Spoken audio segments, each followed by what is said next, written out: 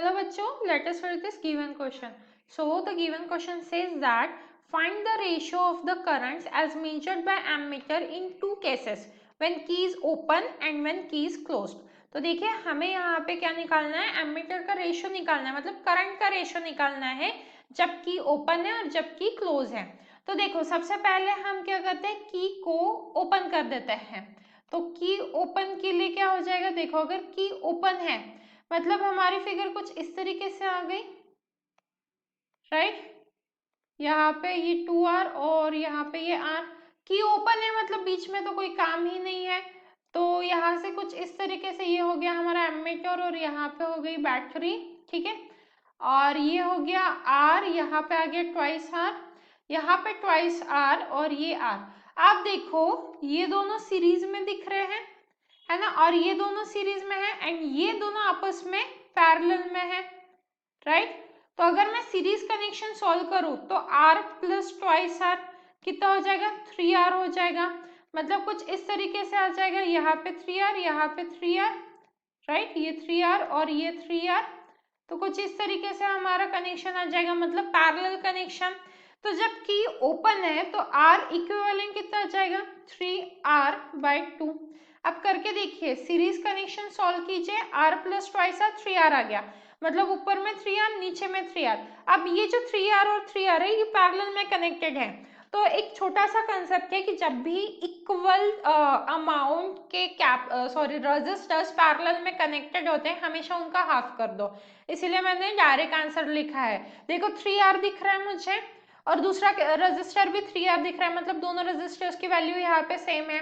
मैंने direct 3R/2 कैसे लिख दिया, क्योंकि मुझे पता है कि जब इक्वल वैल्यू वाले रेजिस्टर पैरेलल में कनेक्टेड रहते हैं तो हमें उसका इक्विवेलेंट डायरेक्ट हाफ मिलता है। अब सॉल्व करके देखना, 3R/2 ही आंसर आता है। तो की ओपन जब रहती है तो रेजिस्टेंस कितना आ रहा है हमारा, 3R/2 आ गया। अब अगर हम की को क्लोज कर देते हैं, ठीक है, पहली बात तो ये केस खत्म हो गई। अब दूसरा, की जब क्लोज है हमारी, ठीक है, की को क्लोज कर दिया। अगर की क्लोज है तो कैसे आया हमारा यहाँ पे, अब देखिए कुछ इस हिसाब से आ गया। ये कुछ इस तरीके से अरेंजमेंट आ गया है हमारा यहाँ पे, राइट। ये आ गया है R और ये आ गया है ट्वाइस R, यहाँ पे आ गया है ट्वाइस R और यहाँ पे अगेन R आ गया है। अब यहाँ पे तो वायर है नहीं, मतलब कुछ है नहीं, कोई एलिमेंट है नहीं, तो यहाँ पे तो करंट क्या रहेगा, 0 रहेगा। इस वायर के अक्रॉस करंट 0 रहेगा। क्या ये हमें बैलेंस व्हीटस्टोन ब्रिज की तरह दिख रहा है, राइट। मतलब आप देखो ये दोनों क्या है, पैरेलल में कनेक्टेड है, ये दोनों भी पैरेलल में कनेक्टेड है एंड देन ये दोनों सीरीज में कनेक्टेड है। तो पैरेलल कनेक्शन मतलब क्या आ जाएगा, 1/R प्लस 1/2R।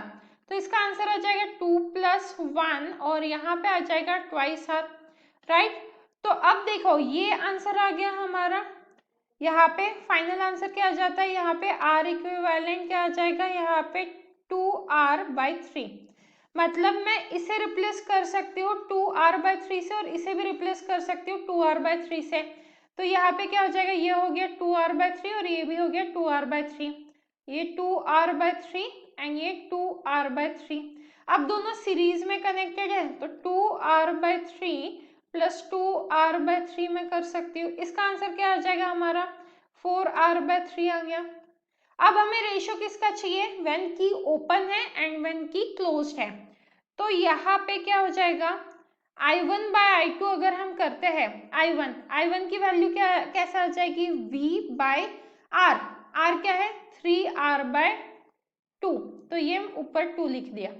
I2 की वैल्यू क्या है हमारी, वो क्या आ जाएगी V, और R की वैल्यू क्या है 4R और बाय 3 था तो ऊपर में 3 लिख दिया। अब हमें रेशियो फाइंड आउट करना है I1/I2 का, तो यहाँ से आंसर आ जाता है हमारा 8/9, मतलब option C is the right answer. So this is the final answer and I hope you understood it well. All the best.